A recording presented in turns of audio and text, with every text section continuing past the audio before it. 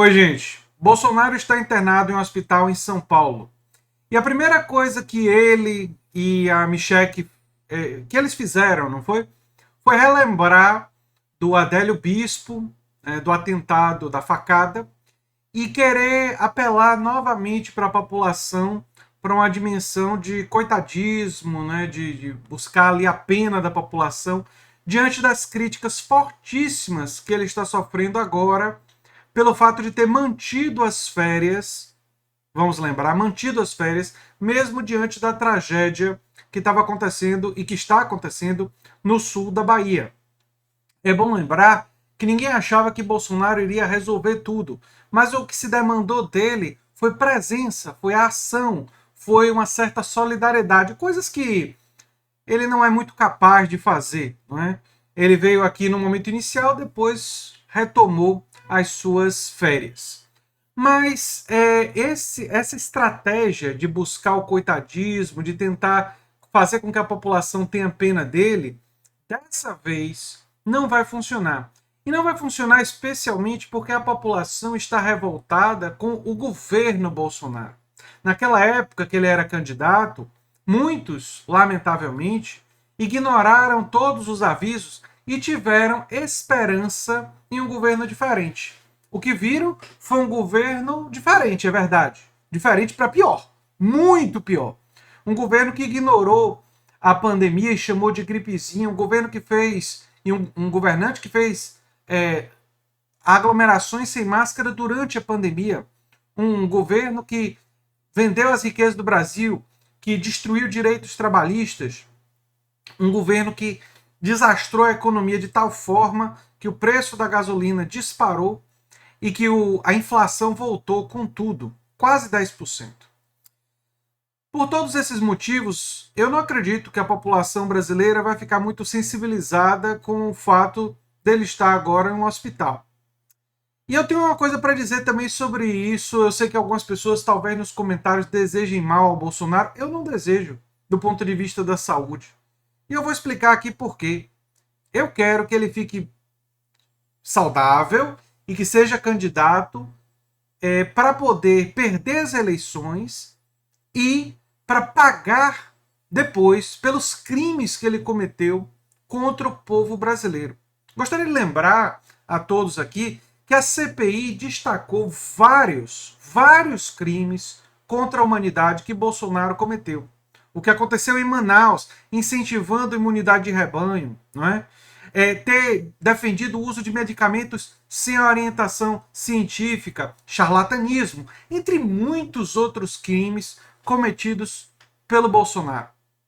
Quando ele fez aquelas aglomerações sem máscara no pico da pandemia, em que as pessoas ficavam, e ele próprio, abraçando as pessoas e cumprimentando as pessoas sem máscara, com outras pessoas em volta, podendo contaminar e espalhar, seguramente espalhou, o vírus, incentivando a que outras pessoas pelo Brasil afora fizessem aglomerações no meio da pandemia, ele cometeu um crime terrível de desconsideração com as vidas humanas.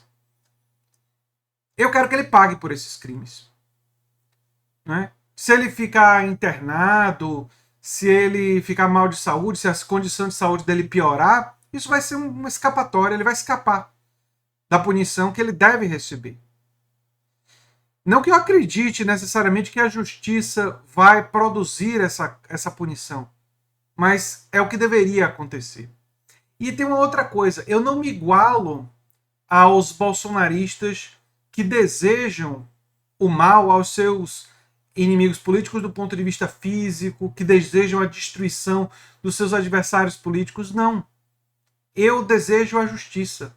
Eu desejo que a letra da lei valha, que tenha valor. Né? Porque eu sou guiado por esses princípios. Né?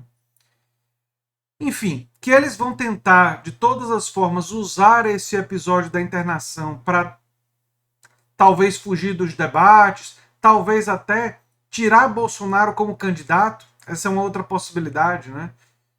Mas que ele não imagine que porque ele não vai ser candidato depois do período da eleição, nós vamos esquecer os crimes e vamos deixar de cobrar que ele e os seus familiares sejam processados. embora alguns deles, como Flávio, já estejam escapando da punição por causa do foro privilegiado.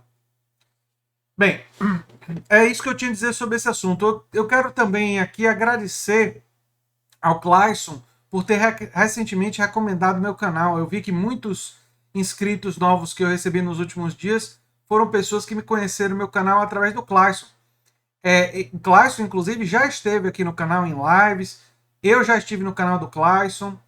E se você conheceu a Nova Máquina do Tempo através de um outro canal, eu peço que você coloque esse canal nos comentários e já fica aqui de cara o meu agradecimento, porque nós temos que, e aí isso tem tudo a ver com o tema do vídeo, nós temos que cultivar a solidariedade e a empatia. Claro que aqueles que nós vamos impulsionar, que nós vamos tentar ajudar a crescer, como o Clayson fez com relação ao meu canal, são as pessoas que têm identidade de ideias, porque nós temos que todos nos unir em 2022, nesse ano, estranho falar, mas é 2022, para derrotar o bolsonarismo. Para primeiro derrotar o Bolsonaro, que provavelmente vai ser candidato, que a gente não tem certeza ainda, mas provavelmente vai ser candidato. Mas mais importante do que isso é começar a derrotar o bolsonarismo do ponto de vista cultural, e isso implica em eleger para o Congresso e mais postos de poder pessoas progressistas, candidatos e candidatas, pessoas que venham a defender uma agenda a favor da classe trabalhadora, a favor dos direitos sociais, a favor do fortalecimento da produção cooperada, a favor de alimentos orgânicos, a favor de uma estratégia de desenvolvimento ecologicamente sustentável, porque o que está acontecendo aqui na Bahia tem muito a ver com mudança climática e o aquecimento global.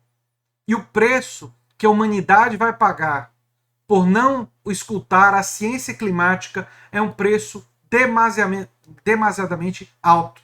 Aliás, o filme recente do Netflix ajuda a gente a refletir exatamente sobre isso, sobre como é alto o preço que se paga quando se ignora a ciência.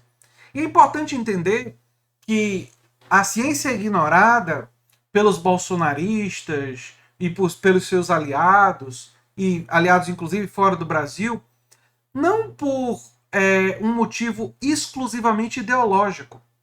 Isso é muito importante entender.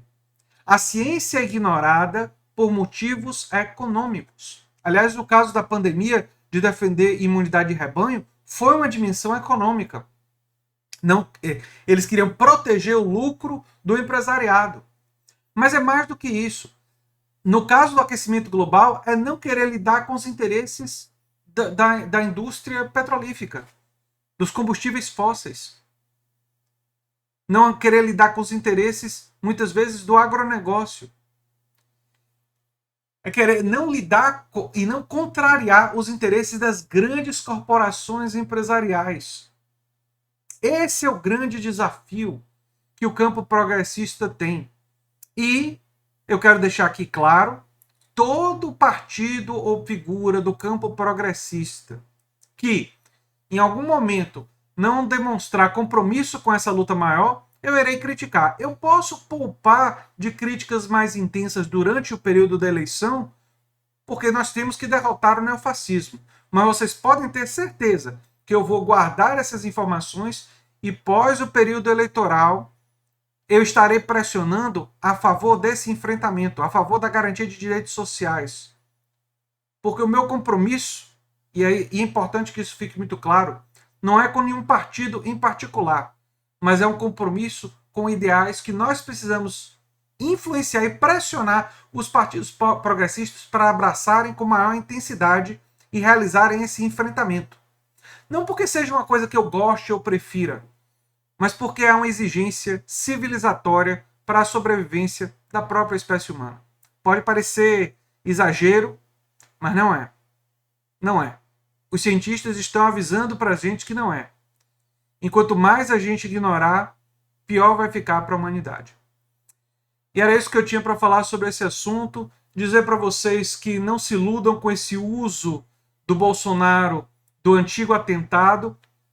Eu tenho certeza que nenhum de vocês vai se iludir, mas estar atentos para a luta que nós precisamos travar nesse ano de 2022. Eu sou André Teixeira Jacobino, o canal Nova Máquina do Tempo, e a gente se vê em breve em outro vídeo. Tchau, tchau, gente.